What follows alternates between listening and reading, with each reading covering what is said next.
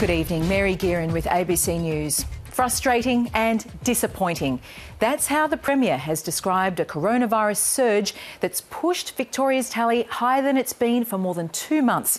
And so this will be the first Australian state to have some freedoms wound back in the pandemic. 25 new cases overnight tipped the balance. So from Monday, we're no longer able to have 20 people over for private gatherings. That's now down to 5, and it's back down to 10 for public gatherings.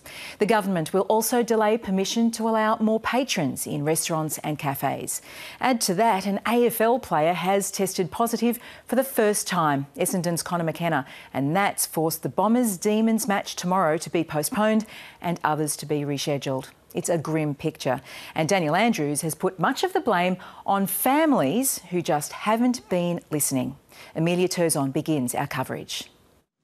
Victoria is now battling a big rise in coronavirus cases, staring at the prospect of a second wave. I'm certainly nervous. This is the crossroads. Cases in Victoria have been steadily rising since the start of June.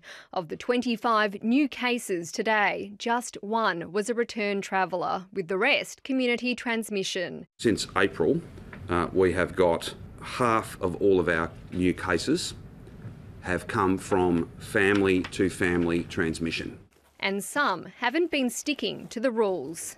We have even had people who have tested positive and have been told to go home and isolate, and instead they have gone to work.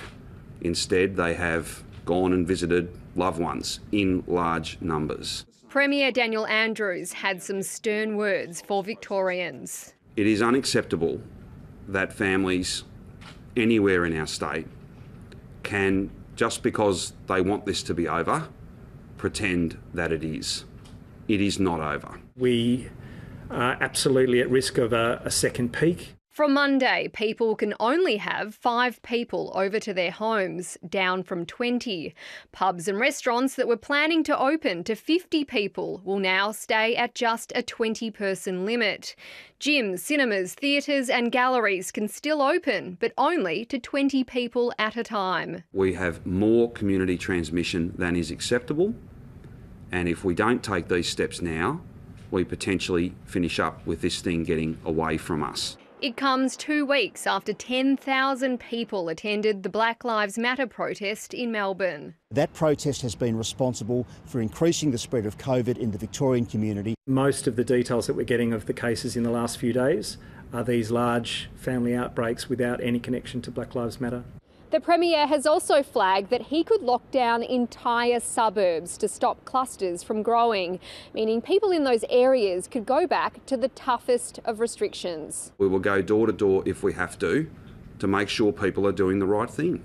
Neighbouring states are also feeling nervous. The warning bell is being run in Victoria, but it's a warning bell for all Australians. The state and the nation will be holding its collective breath. Amelia Turzon, ABC News, Melbourne.